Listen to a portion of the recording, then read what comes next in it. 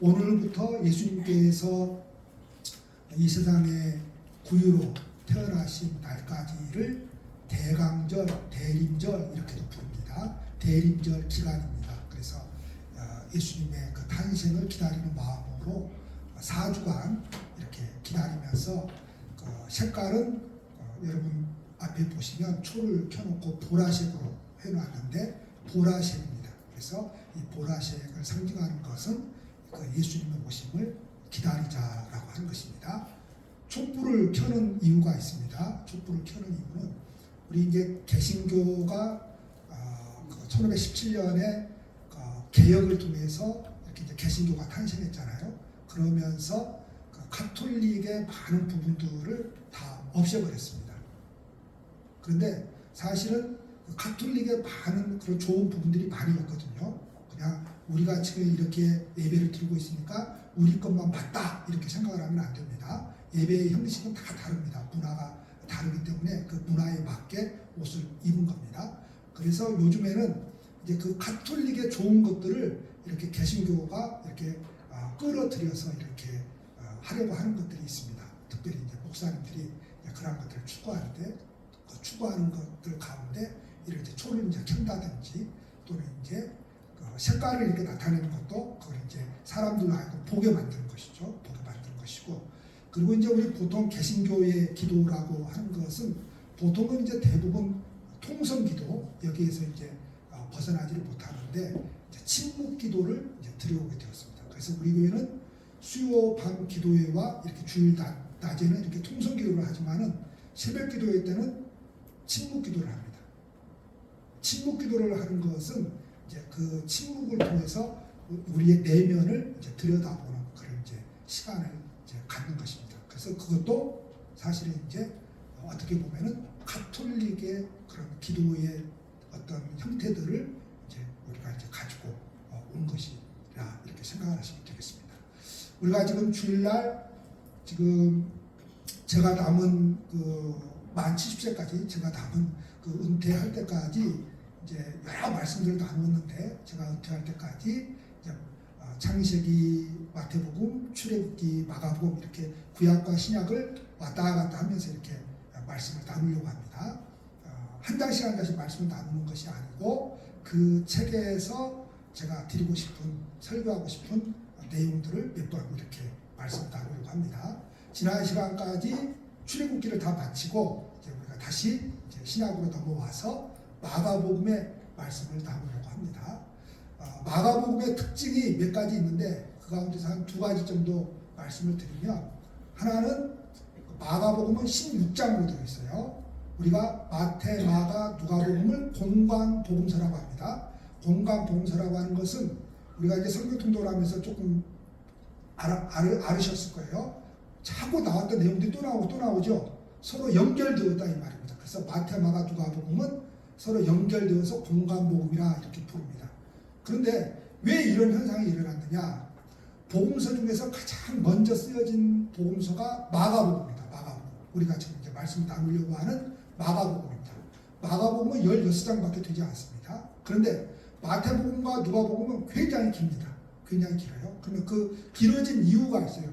그 양이 많아진 이유가 있는데 그 마가복음이 이제 이미 쓰여졌기 때문에 그 마가복음을 기초로 해서 마태와 누가가 또 들은 이야기도 있고 자기들이 경험한 이야기도 있고 그것들을 첨부하다 보니까 마태복음과 누가복음은 양이 많아졌습니다. 그리고 굉장히 마태복음과 누가복음은 그 내용을 이렇게 전개해 가는데 조금 이렇게 긴박하게 전개되지 않는다면 마가복음은 아주 긴박하게 전개됩니다. 그래서 마가복음을 읽다가 여러분들이 이런 단어를 만나게 될 거예요. 즉시, 곧 이런 단어를 만나게 될 거예요. 이 말은 무슨 말인가 하면 사건이 막 긴박하게 돌아갑니다. 그런데 마가복음 마가가 기록했는데 여기서 말하는 마가는 마가 요한입니다. 이 마가 요한은 여러분들이 잘 아시는 그 사도 바울과 바나바가 전도여행을 떠났죠. 그 바나바의 친척입니다. 그러니까 그 정도로 생각하시면 되겠어요. 친척입니다. 근데 이 마가 요한이 이 마가복음을 기록을 하면서 시간 순서대로 기록을 한 게 아닙니다. 우리가 이제 자칫 생각을 하게 되면 시간 순서대로 자꾸 그래서 여기서 뭘 하다가 또 여기서 여기서 이렇게 시간 순서대로 계속 돌아다니면서 그렇게 사역을 한 게 아니고 그거를 한데 모아놓은 겁니다. 한데 모아서 거기다가 다 집중적으로 병 고치는 일들을 집중적으로 거기다 다 모아놓은 겁니다. 이렇게 해서 이제 마가 요한이 기록을 하고 있습니다. 이 정도로 하고요. 마가복음 들어가도록 하겠습니다. 오늘 마가의 선언이다 이렇게 제목을 잡았는데요. 마가가 뭘 선언하는 겁니까? 복음을 선언하고 있는데 이 복음이 1절에 보니까 하나님의 아들 예수 그리스도의 복음의 시작이라 이렇게 말씀을 하고 있습니다. 복음은 교회를 조금 오래 다니신 분들은 아실 거예요. 기쁜 소식. 또 한 가지 의미는 기쁜 소식으로 인한 상급 이런 의미입니다. 복음은 기쁜 소식이고 또 하나 의미는 기쁜 소식으로 인한 상급입니다. 근데 이 복음이 언제부터 존재했느냐? 예수 그리스도의 오심으로부터 이 복음이 존재한 것이 아니고 이 복음은 이미 창세 전에 존재한 겁니다. 창세 전이라고 하는 것은 우리가 이해할 수가 없죠. 도대체 창세 전에 무슨 일이 있었고 우리가 이해할 수 없잖아요. 근데 이 복음은 이 기쁜 소식은 이 기쁜 소식으로 따르는 이 기쁜 소식을 받아들이는 사람에게 상급이 주어지는데 이 복음이 창세 전에 있었다. 근데 그 창세 전에 있었던 그 복음이 지금 나타났다는 거예요. 자, 창세 전에 있었던 복음이 지금 나타났는데 그때 당시의 복음은 기쁜 소식이죠. 2000년 전에 그때 당시의 복음은 기쁜 소식인데 대부분의 사람들의 기쁜 소식은 어떤 소식인가 하면 전쟁에서 승리했다고 하는 승전보를 기다리는 겁니다. 전쟁에 나가서 우리나라가 전쟁에 참여했는데 그 전쟁에서 승리했다는 거예요. 그래서 우리가 그 로마와 연관된 그런 영화 많잖아요. 그 영화 같은 데 보면은 장수가 장군이 군대를 이끌고 막 어느 나라들을 막 전쟁하러 나가잖아요. 그리고 막 거기서 전쟁에서 승리를 하게 되면 어떻게 됩니까? 막 소위 말해서 개선장군처럼 로마로 입성을 하잖아요. 그런데 그 전쟁에서 져버리면 어떻게 되는 줄 아십니까? 그 시대에는 곧바로 노예로 전락을 해버립니다. 그 나라 사람들. 그러니까 이 전쟁에서 승리를 하느냐 지느냐에 따라서 인생의 180도 완전히 달라져 버립니다. 이기면 뭐예요? 개선장군처럼 입성을 할 것이고 그리고 이기면 그 나라에 사는 사람들도 그 집 나라에서 착취해온 그 물건들을 통해서 부를 누리게 되는 것이고 그러나 우리나라가 져버렸다라고 한다면 곧바로 인생이 어떻게 변해버려요? 노예로 전락을 해버립니다. 그러니까 사람들이 간절히 기다리는 것은 어떤 소식이에요? 전쟁에서 승리했다는 그 승전보, 이게 복음입니다. 그러니까 마가 요한이 복음을 이야기했을 때에 많은 사람들은 뭘 생각했는가 하면 대부분의 사람들은 자기가 생각하고 있는 그 기쁨, 다시 말해서 세상적인 기쁨을 생각을 했어요. 세상적인 승리, 세상적으로 그 전쟁을 통해서 내가 이기고 착취한 그 물건을 통해서 내가 부유하게 사는 것, 이렇게 생각을 했다는 것이죠. 그런데 지금 마가 요한은 지금 뭐라고 말하고 있는 겁니까? 예수 그리스도의 복음은 그런 복음이 아니라 바로 이런 복음이야 라고 하는 것입니다. 그래서 이전부터 보면은 세례요한과 예수님에 대해서 이야기를 합니다. 자, 그래서 마가가 세례요한이 어떤 사람이냐? 죄사함을 받게 하는 회개의 세례를 전파한 사람이 세례요한이다. 결코 세례요한은 메시아가 아니다. 그런데 세례요한이 이 땅에 오셔서 회개의 세례를 전파하니까 많은 유대인들이 그토록 기다리던 구약의 메시아가 이 세례요한이 아니냐. 그래서 많은 사람들이 회개하고 물세례를 받았죠. 근데 세례요한이 이야기합니다. 나는 그 사람이 아니다. 나는 성경에서 이야기하는 그 당사자가 아니고 내 뒤에 오시는 그분이 바로 메시아다. 나는 그분의 신발끈을 풀리기도 감당하지 못할 사람이고, 그렇죠? 신발끈을 풀기도 감당하지 못할 사람이고, 그리고 나는 회개를 독촉하는 회개의 세례만 베풀 수 있는 그런 사람이지, 진정으로 메시아는 내 뒤에 오실 분이다. 내 뒤에 오실 분은 성령으로 여러분들에게 세례를 주실 것입니다. 이렇게 지금 이야기를 하고 있는 겁니다. 보통 사람이 이렇게 회개하라 세례를 베풀고 많은 사람들이 이렇게 뛰쳐나와서 자기 앞에 다 무릎을 꿇고 세례를 받으면 어떤 생각이 듭니까? 자기가 메시아 노릇합니다. 그래서 종교에서 제일 사기가 많이 일어나는 것이 바로 그래서 그럽니다. 이단 사이비의 문제도 그러지만은 이단 사이비가 꼭 아니더라 할지라도 정통적인 교회에서도 어떤 종교 지도자가 어떤 이상한 길로 가는 것은 왜 그런가 하면은 바로 자기가 이렇게 추앙을 받게 되잖아요. 그렇죠? 많은 사람들을 끌어모으고 많은 사람들이 자기를 따르게 되면은 이제 자기가 꼭 뭐가 되버려요? 메시아가 되버립니다. 그래서 우리나라에 자칭 자기가 하나님이라고 주장하는 사람들이 40여 명입니다. 40여 명. 그리고 자기가 진정한 메시아라고 주장하면서 소위 말해서 교파라고 해야 되죠. 교파를 세운 그 교파가 100개 이상입니다. 100개 이상.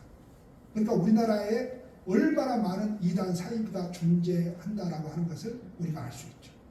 그런데 이 마가가 마태복음에도 기록을 하고 있고 누가복음에도 기록을 하고 있는데, 그러면 예수가 구약에서 예언한 메시아라고 하는 그 사실을 어떻게 입증할 거냐라고 하는 거죠. 그 예수가 우리의 구원자라고 하는 것을 어떻게 입증할 거냐 이 말이죠. 문선명이도 자기가 하나님이라고 했고 신천지 이만희도 자기가 이긴 자라고 주장하는, 여기서 이긴 자라고 하는 것은 뭐예요?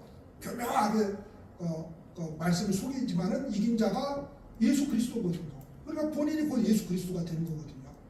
그러면 왜 그들은 가짜이고 왜 예수께서 메시아이고 구원자라고 하는 것을 뭘로 알 수 있는 겁니까?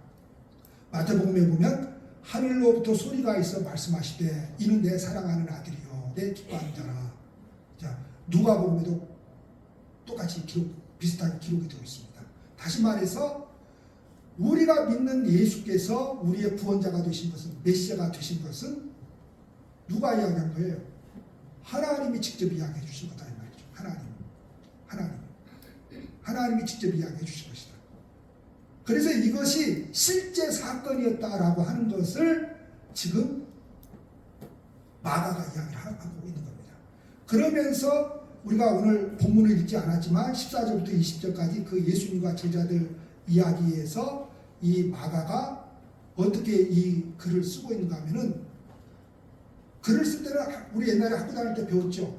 육화 원칙에 의해서 써라. 언제, 어디서, 누가, 무엇을, 왜, 어떻게. 이 육화 원칙에 의해서 써라. 그래서 우리가 그렇게 쓰잖아요. 그러니까 마가가 제일 먼저 쓰여지는 복음서라고 했잖아요. 이 육화 원칙에 의해서 그대로 썼다는 거죠. 이 말은 무슨 말입니까? 언제라고 하는 것, 어디서라고 하는 것은 다 뭐예요? 역사적인 사실이라고 하는 것이죠. 언제 어디서라고 하는 것은 몇 년도에 어디서 일어났다, 나사렛 동네에서 일어났다, 어디에서 일어났다, 이건 뭐예요? 이 역사 가운데 하나님의 아들이신 예수께서 직접 개입하셔서 일어난 사건이다 이 말이죠. 그러니까 허황된 이야기를 꾸며낸 이야기가 아니다 이 말입니다. 그래서 언제 어디서 무엇을 어떻게 해서 육화 원칙에 따라서 이렇게 글을 쓰고 있는 것입니다. 이 복음의 내용을 마가가 어떻게 이야기를 하고 있는가 하면 15절에 이렇게 말하고 있습니다. 때가 찼다 이렇게 이야기합니다.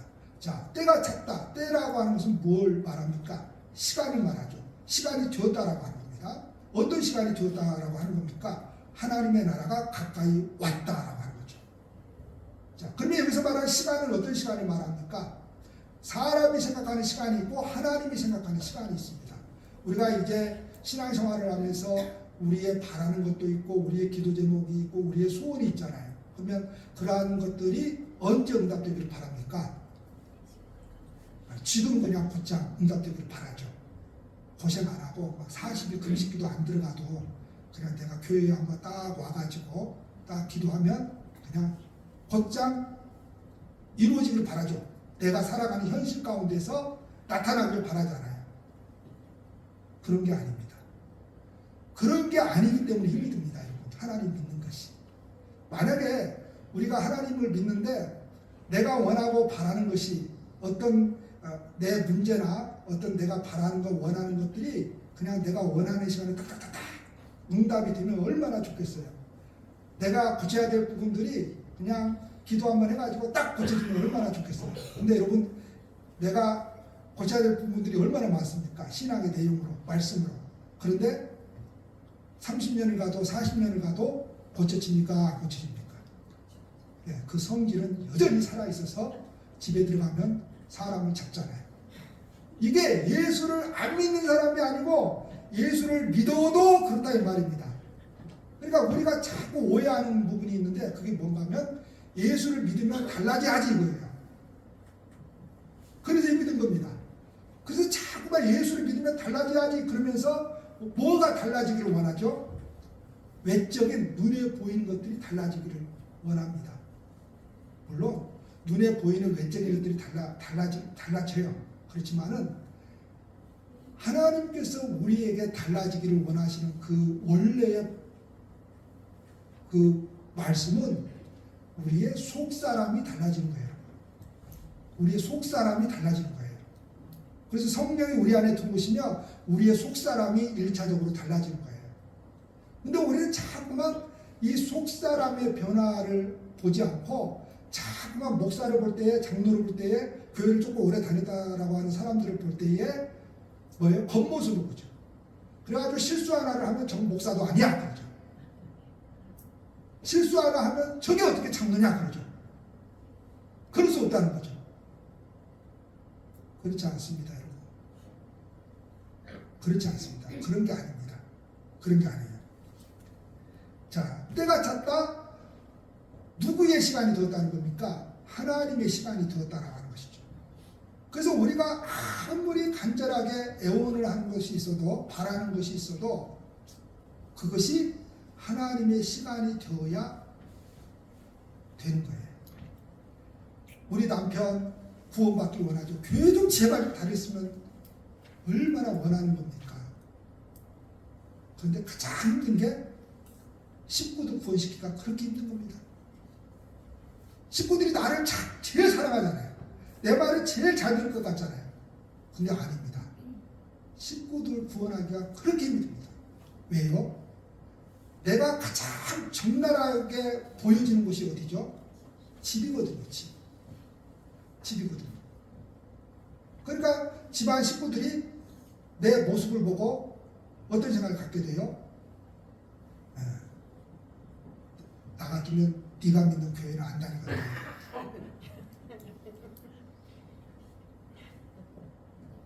사모님한테 물어보십시오.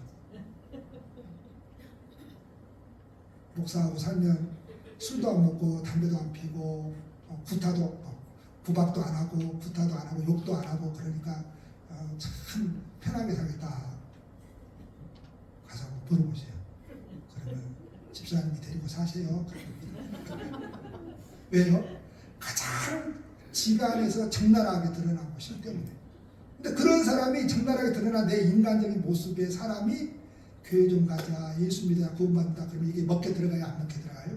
안 먹게 들어가요. 그래서 힘이 듭니다. 근데 여러분 놀라운 것은 그 성경에서 씨앗 이야기를 하잖아요.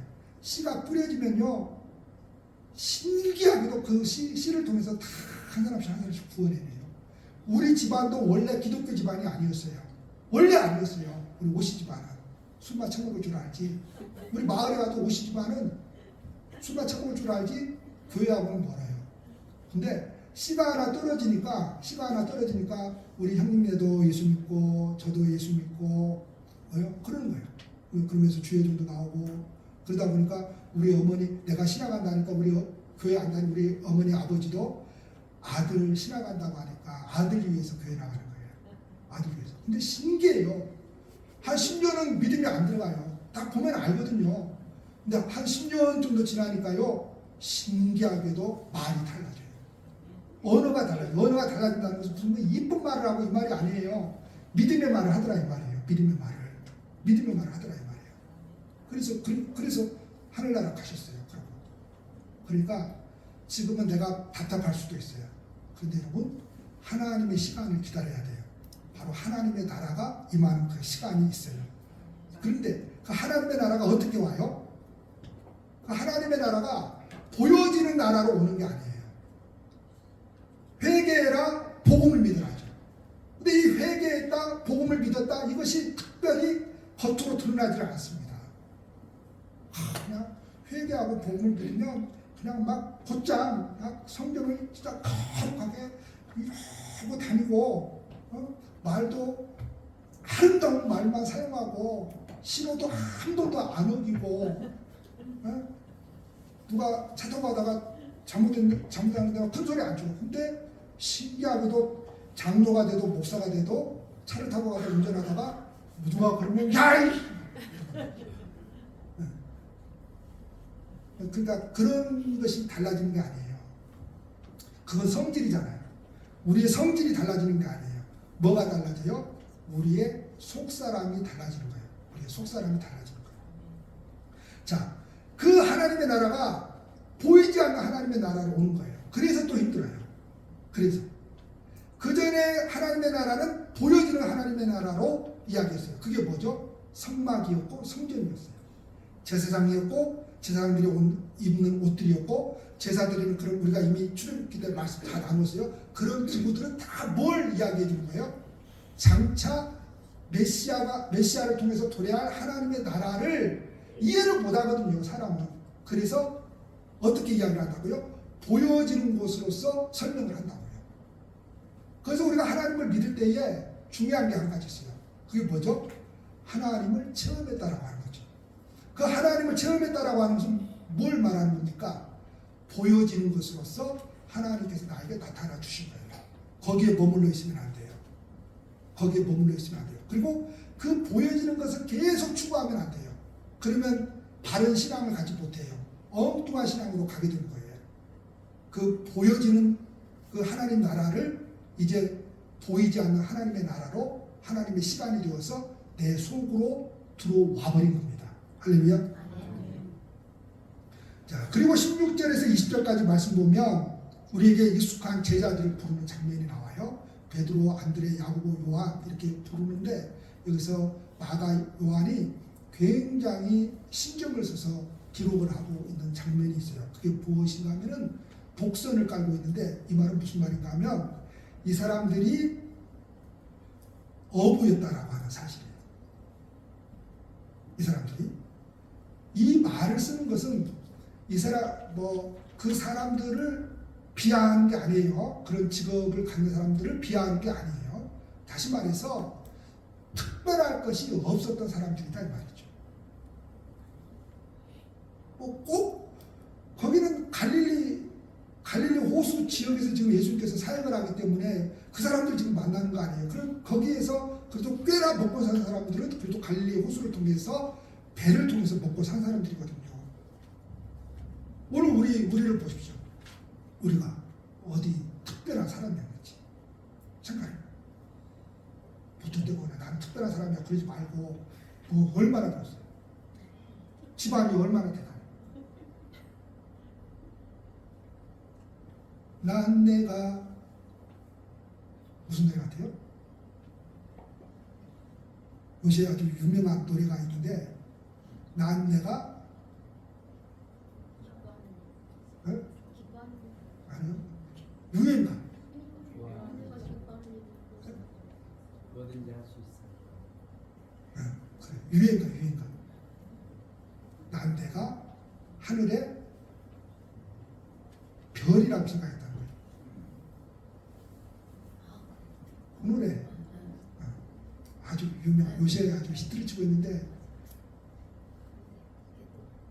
그런데 알고 보니까 땅바닥에 벌레라는 것을 알았다.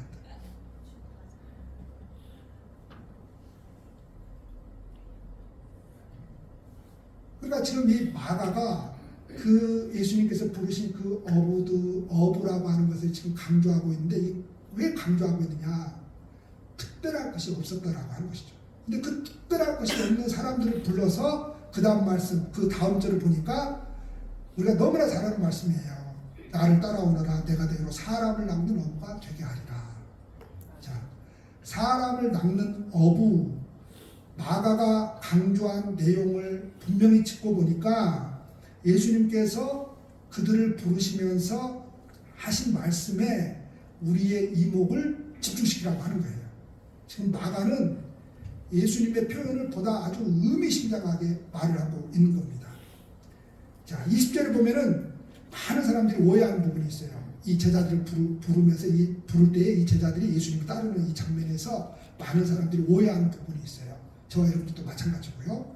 곧 부르시니 그 아버지 세베대를 품꾼들과 함께 배에 버려두고 이 소리예요. 버려두고 이 소리입니다. 버려두고. 자, 이 말씀을 대하면 마치 내 팽개치는 것으로 여겨져요. 그래서 옛날에 기독교가 우리나라에 처음 와가지고 이렇게 많이 알려지지 않았을 때는 기독교에 대해서 많은 오해를 했습니다. 어떤 오해들을 했습니까? 며느리가 하도 교회 좀 나가자고 해서 시아버지가 교회를 따라갔다 합니다. 그랬더니 이 며느리가 얼마나 기분이 좋았겠어요. 그 우리나라 초대교회 때 처음. 근데 기도를 하는데 아버지 하면서 기도를 하는데 시아버지가 생각하니까 이 싸가지 없는 X 그러면서 아버지를 두고 어디다 대고 또 아버지를 또 이야기하니까 기독교를 어떻게 부른 거예요? A가 없다. 그때는 유교가 너무 강했기 때문에 유교는 뭡니까? A 범죄를 너무 따지는 종교인데 이 기독교는 그거에 비하면 완전히 이건 A 범죄도 모르는 그런 종교가 되어버린 것이죠. 또 그러잖아요. 조금 더 이제 깊숙이 들어가면 예수께서 엄마를 부르는데 여자여 보소서 그러잖아요. 여자여 이렇게 부르잖아요. 그러니까 이 싸가지 없는 것들 어떻게 자식이 엄마한테 어머니한테 여자여 이렇게 부르냐고. 근데 그건 우리나라 문화에서 그렇게 해석을 해버리니까 그러죠. 여자여 이 소리는 존대하는 거예요. 그러니까 성경을 해석할 때 우리나라 문화에서 내 사고방식으로 생각을 해버리면 오해를 합니다. 자, 예수께서 이 사람들을 불렀을 때 이 사람들이 그 사람들을 내팽개치는 것이 아니에요. 그래서 세 번역은 이렇게 번역을 했어요. 곧바로 그들을 부르셨다. 그들은 아버지 세베대를 일꾼들과 함께 배에 남겨두고 곧 예수를 따랐다. 이렇게. 자, 버려두고 남겨두고 이게 완전히 우리가 느끼는 것이 다르잖아요. 자, 그러면 그 제자들이 예수님을 따르는 그 행동들, 오늘 저와 여러분들이 예수님을 따른다라고 할 때의 그 행동들이 뭐 해야 되느냐? 배와 품꾼들, 이건 다 뭐죠? 뭘 의미하는 겁니까? 아버지의 집, 그러잖아요. 아버지의 집, 배와 품꾼들, 다 나를 보호해 주는 것들입니다. 내가 이 거친 세상을 거칠게 살아가지 않더라도 아버지가 나를 보호했고 이 배가 우리 집안 내 인생을 보호해줬고 품꾼들 뭐예요? 품꾼들을 쓸 정도면 여러분 그 사람들이 그때 시대에는 예사 사람들이 아닙니다. 그 어부들이. 그러니까 상당히 살만한 사람들이에요. 근데 그들을 남겨두고 있어요. 다시 말해서 예수를 믿는다라고 하는 의미를 우리가 잘 이해를 해야 돼요. 예수를 믿는다라고 하는 것은 내가 분명히 이 세상의 어떤 것들로 말미암아 보호를 받고 풍족할 수 있어요. 어떤 안정된 상황과 환경을 통해서 내가 그냥 편안한 세상적인 그런 세상을 살아갈 수 있어요. 그걸 뛰쳐나와야만 예수 믿고 살아갈 수 있다는 말입니다. 이 신앙으로 살아갈 수 있다 이 말입니다. 그런데 여전히 그 세상에 안정된 그 상황과 환경, 나를 보호해주는 그것을 움켜쥐고서는 절대로 예수를 따라 나설 수 없다는 거죠. 특별히 제자로서의 삶을 살려고 하는 사람들, 특별히 주의 길을 걸어가려고 하는 사람들은 그런 사람을 살려면 세상적인 그런 보호와 세상적인 그런 안녕과 세상적인 그런 상황과 환경을 내가 남겨두고 와요. 남겨둔다는 것은 뭐예요? 그걸 버리라고 하는 게 아니에요. 우리가 분명히 두 발 짚고 이 세상을 살아가잖아요. 우리도 열심히 공부하잖아요. 열심히 일을 하잖아요. 다 왜 그런 겁니까? 잘 되기 위해서잖아요. 그걸 말하는 게 아니에요. 그러나 그것이 내 인생을 보장해주고 그것이 내 영혼까지 보장해 준다고 생각하면서 하나님을 섬길 수는 없다 이 말입니다. 그래서 항상 성경은 둘 중에 하나를 선택하라잖아요. 모세도 둘 중에 하나를 선택하라고 그랬고 우리가 이미 말씀 나눴어요. 여호수아도 유언을 하면서 둘 중에 하나를 선택해라. 강 건너 저 신들을 선택하든지 여호와를 선택하든지. 강 건너 저 신들을 선택하라고 하는 것은 무슨 말입니까? 선택하든지 이 소리는. 강 건너 신들이라고 하는 것은 우상이잖아요. 우상은 전부 다 내가 원하는 것들이거든요. 내가 원하는 것들. 그러니 하나님을 섬긴다라고 하는 것이 뭐예요? 내가 원하는 대로 되는 것은 아니다. 내가 원하는 것을 쟁취하고자 하나님을 섬기는 것은 아니다. 이 말입니다. 자, 그래서 복음이라고 할 때에 정말로 우리가 하나님을 섬겨나가면서 우리 각자의 삶에 참된 기쁨의 소식이 무엇인지 점검을 해봐야 돼요. 세상의 것들로 더 많이 채워지고 있고 늘어나는 것만으로 만족하고 있지는 않는지, 그러면서 누가복음에 나오는 그 부자처럼 이제 내 영혼은 편하다 하고 있지는 않는지, 하나님의 아들 예수 그리스도의 복음의 시작이라 이렇게 마가가 선언을 하고 있는데, 한 주간을 마치고 나서야 깨닫는 것이 아니라 한 주간을 시작하면서부터 복음에 통로된 삶, 이 복음에 통로된 삶은 뭐예요? 착한 일하고 좋은 일하고 이런 게 아니에요. 나의 힘이신 여호와 하나님만을 찬양하고, 할렐루야, 그분만이 나의 구원자라고, 참된 신은 여호와밖에 없다고 그렇게 고백하고, 우리의 속사람이 연마될 때, 우리의 속사람이 어떻게 연마돼요? 수없는 실패와 좌절과 실망을 통해서 연마되는 거죠. 그 연마된 그 마음은 절대로 이 세상의 어떤 상황과 좋은 환경들로 인하여서 무너지지 않게 되는 거죠. 근데 이 속사람이 연마되지 않으면 이 세상의 환경과 좋은 것들로 그걸 더 누리기 위해서 그쪽으로 더 빨리 달려가게 되는 것이죠. 그렇게 속사람이 연마되어질 때 비로소 우리는 하나님의 보석으로 가꾸어질 것이고, 우리의 삶을 통해서 하나님의 복음은 세상에 선포될 것입니다.